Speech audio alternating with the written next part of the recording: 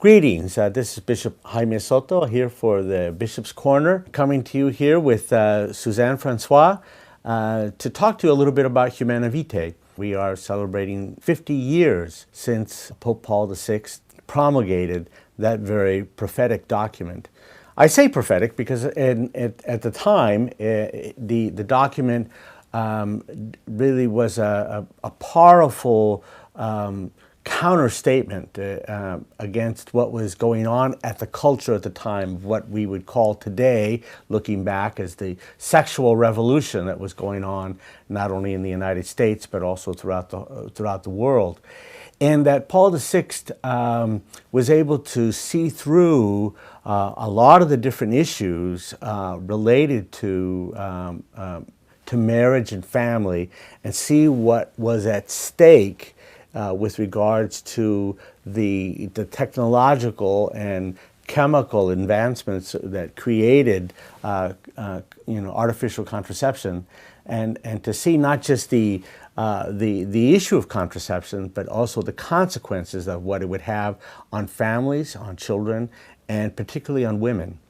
This anniversary of Humanae Vitae offers us an opportunity to step back and to examine what unfortunately has become the default position for many women, Catholic and non-Catholic, and to ask, is this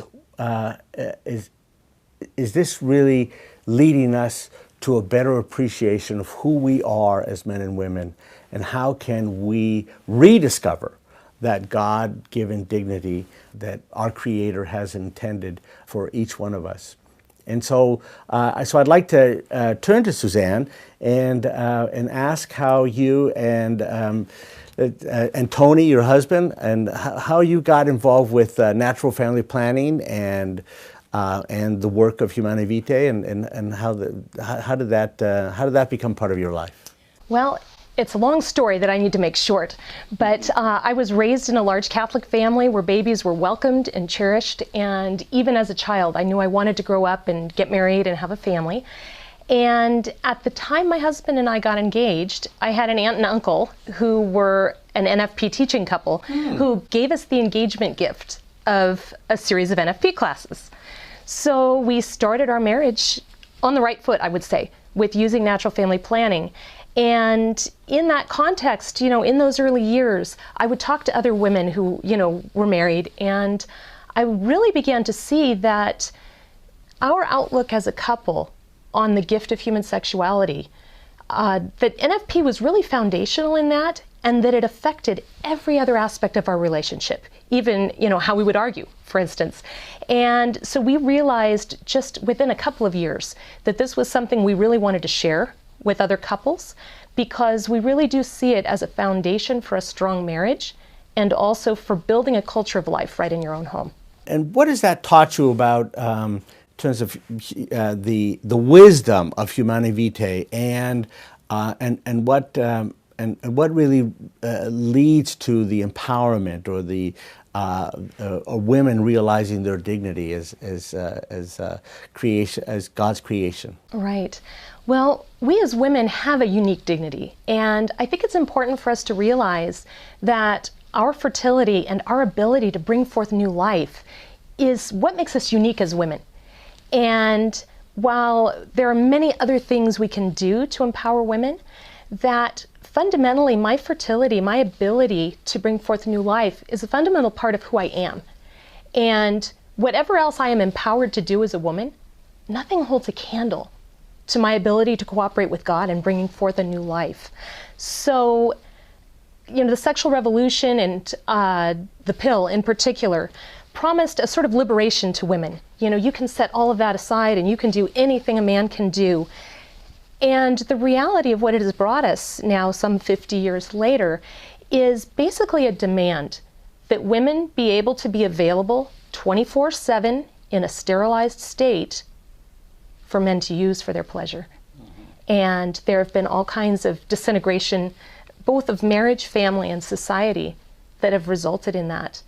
Whereas the church's view of it looks upon the fundamental dignity of husband and wife, and particularly of woman in being able to bring forth that new life, and it's really a beautiful thing that the church has taught us to be able to embrace that and to work with it. You know, we hear a lot about, particularly here in California, which in some ways will pride itself on and how it respects women, and yet this is really the ground zero for the Me Too movement. Yes. You know, both in terms of Silicon Valley, the state capital, or Hollywood. That's all here in California, and these very important centers of power that will say one thing about women, but then continue to denigrate them and to use them, and for their own either political or economic or just some personal gain, and. But going back again to the beauty of Humanae Vitae is that what's created I think, besides speaking about the moral dangers of artificial contraception, is also the opportunity to, as you've pointed out, how to explore human sexuality that both men and women share, that complement one another, and how that creates the opportunity for further dialogue. A dialogue that oftentimes is stymied by the use of contraception. Taking out the chemical use of contraception creates the opportunity for a more human and more respectful dialogue between men and women in marriage, and also in other aspects of life as well. Absolutely. Yes, and I would say, even on just the level of the chemicals, those are not harmless chemicals that women put into their bodies. And it means so much to me that my husband doesn't want me to pollute my body with these unnecessary hormones and chemicals. And that we respect each other more as human beings because of seeing fertility as a gift from God, from seeing sex as a gift that God gives to married people, and for us individually to see that as a gift of self to the other, and not to be approaching it as, what can I get out of this? And then that becomes foundational in the way we live our family life as well. If you want to learn more, please go to the diocesan website, and thank you for listening.